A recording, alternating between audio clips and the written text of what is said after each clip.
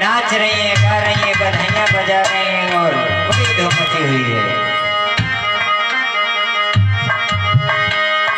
कैसे कवि ने दर्शाया है कि अंगने में खेलेगा मेरा लाल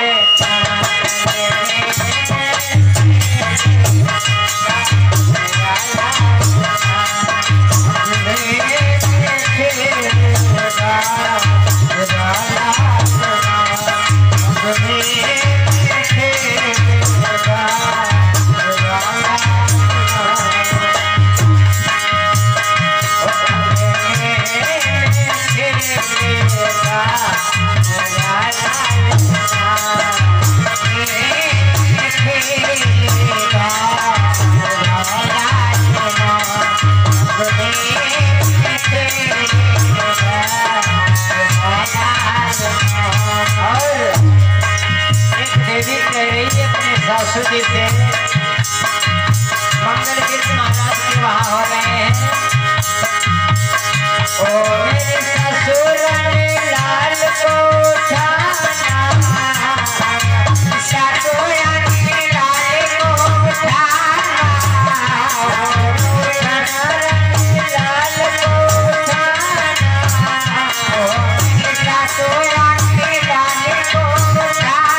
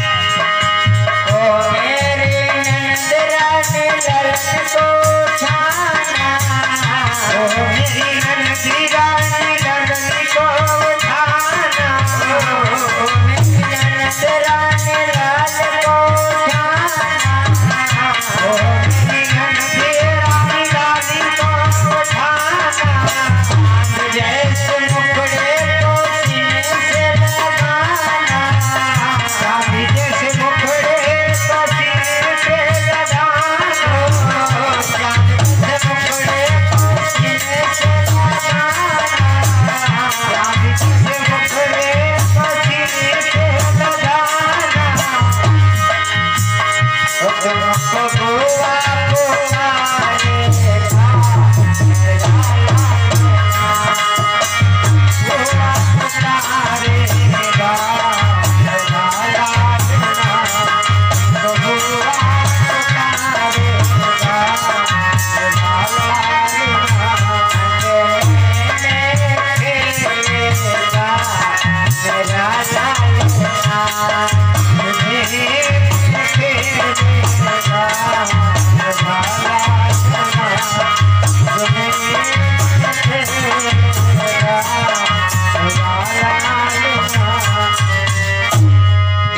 से मंगलाचरण हुए, मंगल गीत गाए गए।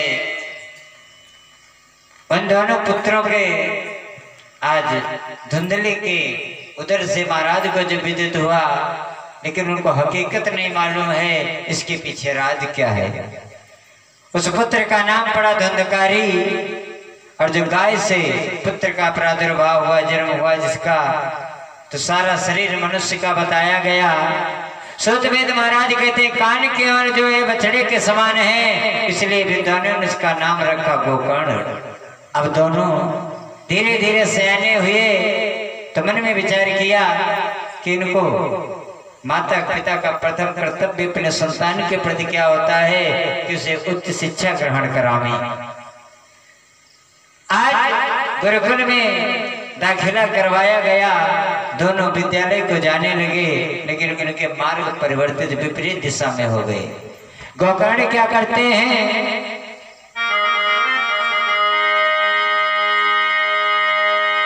बताया गया कि गोकर्ण सुबह से संध्या तक अरे पूजन में समय बिताने लगा।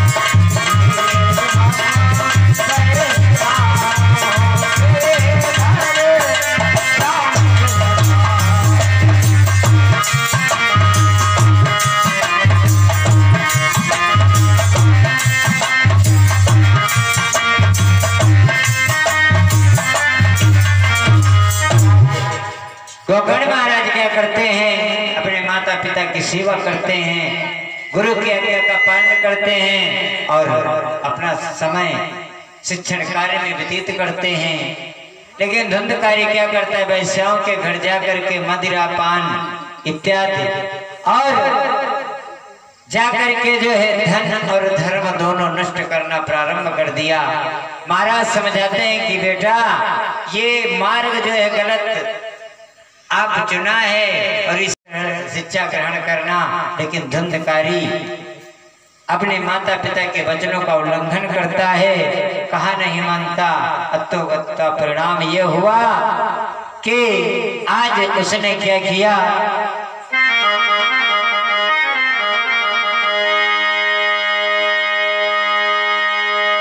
कि घर में जो कुछ जर जेवर था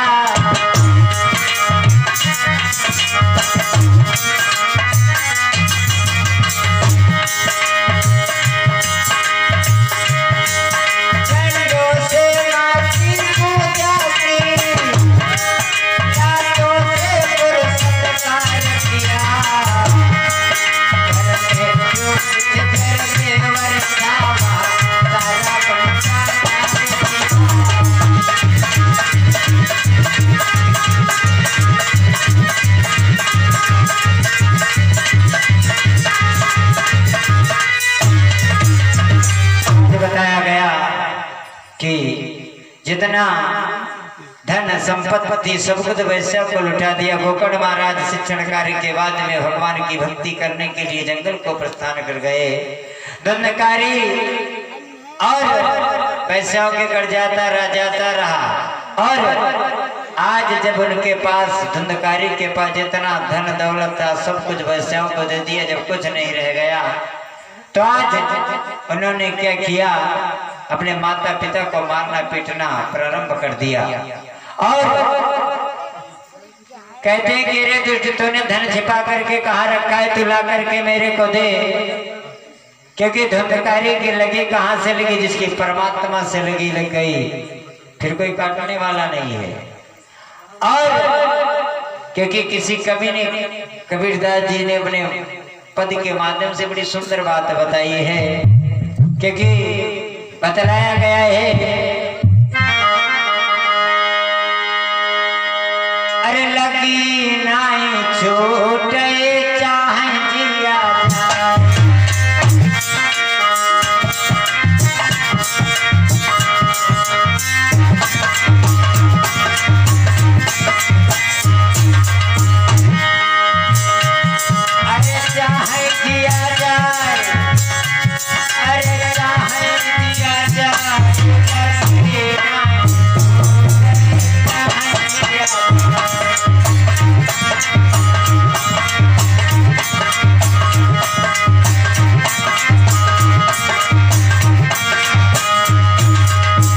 गोकर्ण महाराज की किस्से लगी परमात्मा से और धंधकारी के कहे से, वैश्याओं से। वैश्याओं की संगत में आकर के शराब पीना, अनेक खुराक पातियां उसके अंदर आ गई, पतन की विनाश की तरफ जाने लगा। माता पिता ने सुंदर बात बताई, बेटा ये कार्य बंद कर दे नहीं तो तेरा सर्वनाश हो जाएगा, लेकिन उसने माता पिता के अपने वचनों का पालन नहीं किया। अंत में वैश्याओं के घर गया और वैश्या मन में विचार करने लगी, अब इसके पास जितना पैसा था तो हमने ले लिया, अब ऐसा करो, अब ये या तो चोरी करेगा या डाका डालेगा और जब पुलिस पकड़ेगी इसको तो हम सभी लोग लपेटे में आ जाएंगे। तो ऐसा करो, आज इसको शराब में जहर मिला करके दे दो और जितना धन था हमने सब ले ही लिया है।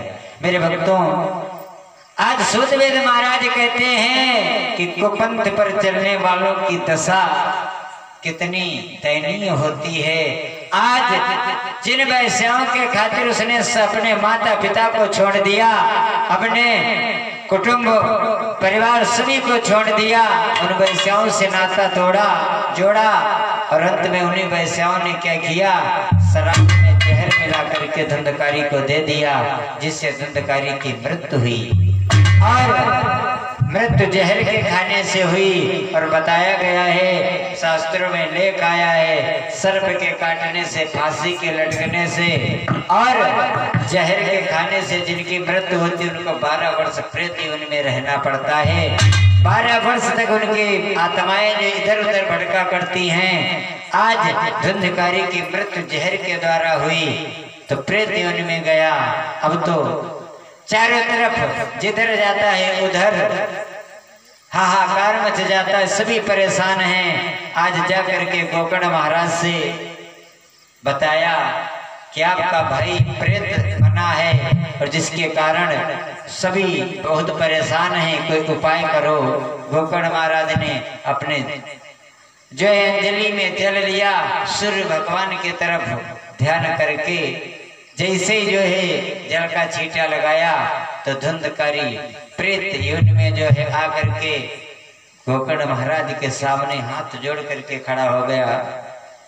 हे अनुज भ्राता, तूने मेरे को बड़ी सुंदर बात बताई, लेकिन उस समय मैं तेरी बात को अनदेखा कर दिया।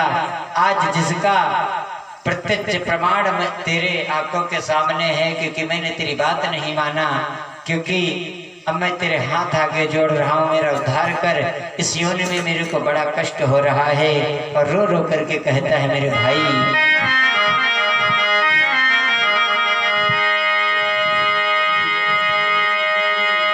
कहने लगा कि मैंने परिवार विनाश किया,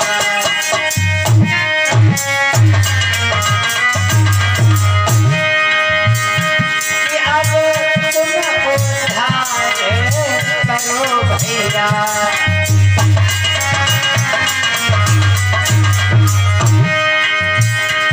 भैया का भैया तो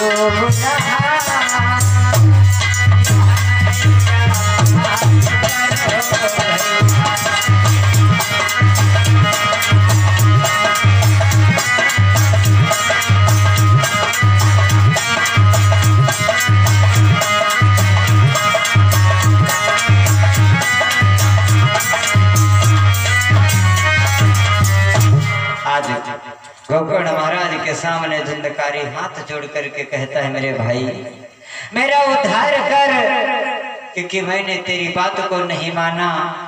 मुझे शरीर में बड़ा कष्ट होता है। आज भाई के ऐसे दुख को देख करके हृदय द्रवित हो गया और कहने लगे, भाई मैंने तेरे को बहुत समझाया, इन वैश्यों की संगत मत करो, आखिर में इसका परिणाम बड़ा ही दुखद होगा, लेकिन तुमने नहीं माना। आज उसी समय भगवान का ध्यान किया। सूर्य भगवान कहने लगे कि गोकर्ण, अगर इस पापी का उद्धार चाहते हो तो इसको श्रीमद् भागवत कथा के अतिरिक्त कोई ऐसी औषधि नहीं है जिससे इसका उद्धार हो सके। वहीं पर बताया गया, समस्त तीर्थों का जल मंगा करके, देवताओं का आवाहन करके। आज मेरे भक्तों क्या हुआ, श्रीमद् भागवत महापुराण जो है सुनाना प्रारंभ किया। एक 7 गांठ के बांस को जो है गाड़ा है, उस बांस के अंदर जो छेद होता है, होल होता है, उसमें उस धुंधकारी को आसन दिया गया। एक दिन की कथा हुई, एक गांठ फट गई। दूसरे दिन की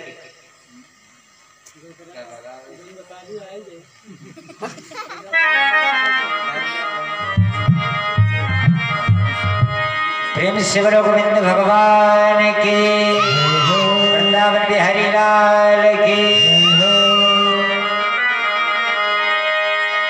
आज मेरे भक्तों 7 दिन की कथा पूर्ण होने के बाद में पूर्णाहुति की तरफ कथा हुई और भगवान के धाम से दिव्य विमान आया, जिसपे बैठ करके धुंधकारी भगवान के धाम को गया। अब समस्त अन्य त्रिशोत्रा जो बैठे थे उन्होंने टिप्पणी करना प्रारंभ कर दिया। तो गोकर्ण महाराज कहते हैं कि देखो, जिसके ऊपर कोई घटना घटित होती है तो उससे वो परिचित होता है। अब कथा का महत्व क्या था ये धुंधकारी जानता था, क्योंकि कथा के अतिरिक्त कोई औषध है उसे मुक्ति नहीं दिला सकती थी। इसलिए उसने ध्यान लगा करके सुना, जिसके कारण प्रेत योनि में इतने दुराचारी व्यभिचारी होने के बावजूद भी भगवान के धाम से उसके लिए दिव्य विमान आया। आप भी लोग प्रेम के साथ में कथा सुने और जो है मोक्ष की प्राप्ति अवश्य होगी। ये सुंदर प्रसंग शुद्ध वेद महाराज सौनकादि ऋषियों को जो है श्रवण पान कराने में तपोभूमि पर आइएगा।